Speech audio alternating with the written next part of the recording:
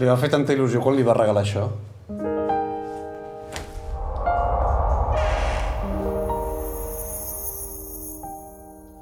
Estimat Oriol, ja fa 5 anys que vam anar a veure l'obra per primera vegada. Encara recordo els teus ulls il·lusionats abans de començar. Sisplau, no oblidis que aquesta mirada de nen és el tresor més gran a protegir que tindràs mai. T'he vist tan feliç que no me n'he estat de repetir.